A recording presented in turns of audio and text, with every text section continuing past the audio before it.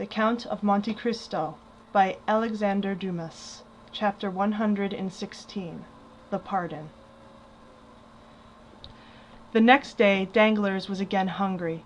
Certainly the air of that dungeon was very provocative of appetite. The prisoner expected that he would be at no expense that day, for like an economical man, he had concealed half of his fowl and a piece of the bread in the corner of his cell. But he had no sooner eaten than he felt thirsty. He had forgotten that. He struggled against his thirst till his tongue clave to the roof of his mouth. Then, no longer able to resist, he called out. The sentinel opened the door. It was a new face. He thought it would be better to transact business with his old acquaintance, so he sent for Peppino. "Here I am, your Excellency," said Peppino, with an eagerness which Danglars thought favorable to him. "What do you want?" "Something to drink." "Your Excellency knows that wine is beyond all price near Rome."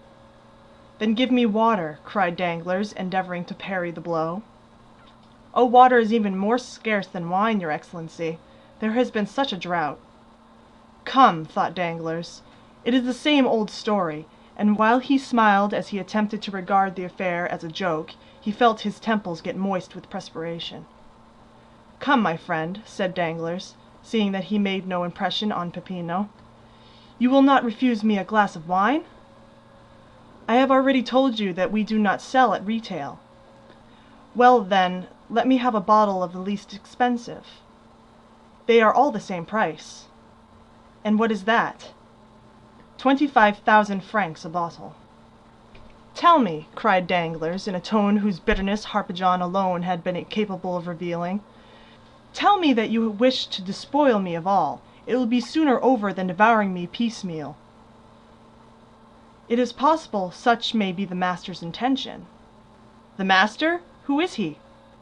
"The person to whom you were conducted yesterday." "Where is he?" "Here." "Let me see him." "Certainly." And the next moment Luigi Vampa appeared before Danglars. "You sent for me?" he said to the prisoner. "Are you, sir, the chief of the people who brought me here?" "Yes, your Excellency. What then?" "How much do you require for my ransom?" "Merely the 5,000,000 you have about you." Danglars felt a dreadful spasm dart through his heart. "But this is all I have left in the world," he said, "out of an immense fortune. If you deprive me of that, take away my life also." "We are forbidden to shed your blood." "And by whom are you forbidden?" "By him we obey." "You do, then, obey someone?" "Yes, a chief." "I thought you said you were the chief." "So I am of these men, but there is another over me." "And did your superior order you to treat me in this way?" "Yes." "But my purse will be exhausted." "Probably." "Come," said Danglars, "will you take 1,000,000? "No." "2 millions? 3? 4? Come, 4? I will give them to you on condition that you will let me go." "Why do you offer me 4,000,000 for what is worth 5,000,000? This is a kind of usury, banker, that I do not understand." "Take all, then, take all, I tell you, and kill me." "Come, come, calm yourself. You will excite your blood, and that would produce an appetite it would require 1,000,000 a day to satisfy. Be more economical." "But when I have no more money left to pay you?" asked the infuriated Danglars. "Then you must suffer hunger." "Suffer hunger?" said Danglars, becoming pale. "Most likely," replied Vampa coolly. "But you say you do not want to kill me?" "No." "And yet you will let me perish with hunger?" "Ah, that is a different thing." "Well then, wretches," cried Danglars, "I will defy your infamous calculations. I would rather die at once. You may torture, torment, kill me, but you shall not have my signature again." "As your Excellency pleases," said Vampa, as he left the cell. Danglars, raving, threw himself on the goat-skin. Who could these men be? Who was the invisible chief? What could be his intentions towards him? And why, when everyone else was allowed to be ransomed, might he not also be? Oh yes, certainly a speedy, violent death would be a fine means of deceiving these remorseless enemies, who appeared to pursue him with much incomprehensible vengeance. But to die? For the first time in his life, Danglars contemplated death with a mixture of dread and desire. The time had come when the implacable spectre, which exists in the mind of every human creature, arrested his attention and called out with every pulsation of his heart, "Thou shalt die!" Danglars resembled a timid animal excited in the chase. First it flies, then despairs, and at last, by the very force of desperation, sometimes succeeds in eluding its pursuers. Danglars meditated an escape, but the walls were solid rock. A man was sitting reading at the only outlet to the cell, and behind that man shapes armed with guns continually passed. His resolution not to sign lasted 2 days, after which he offered $1 million for some food. They sent him a magnificent supper, and took his $1 million. From this time the prisoner resolved to suffer no longer, but to have everything he wanted. At the end of 12 days, after having made a splendid dinner, he reckoned his accounts, and found that he had only 50,000 francs left.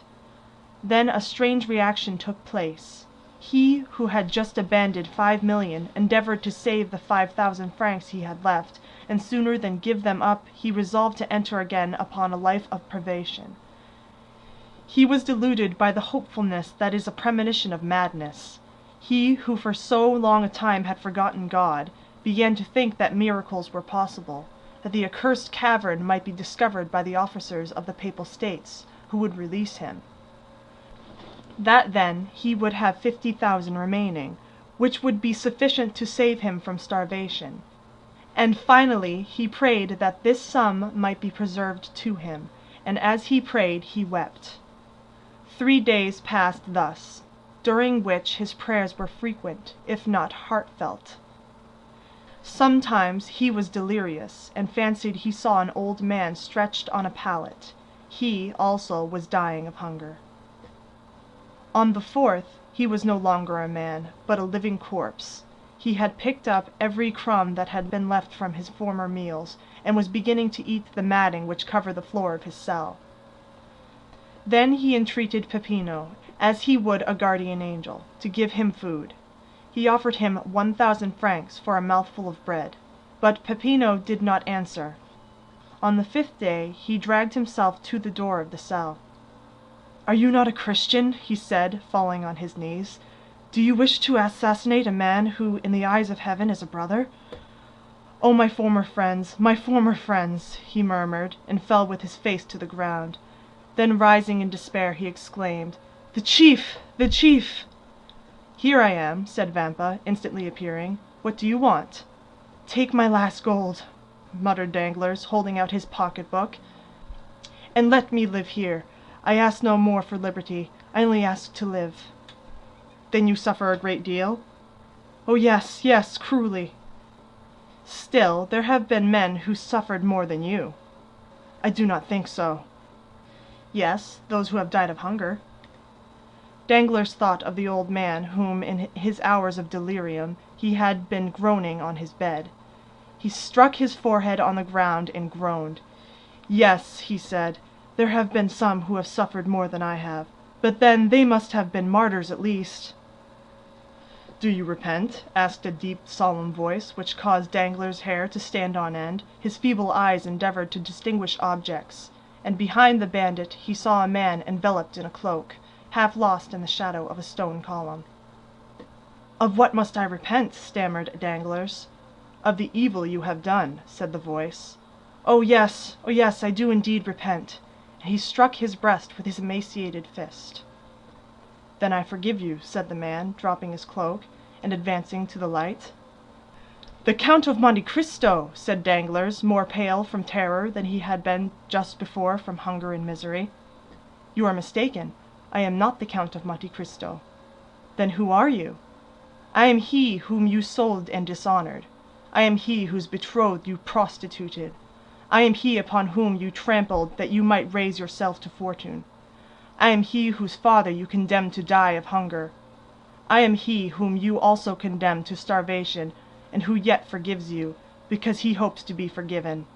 I am Edmond Dantes." Danglars uttered a cry and fell prostrate. "Rise," said the count.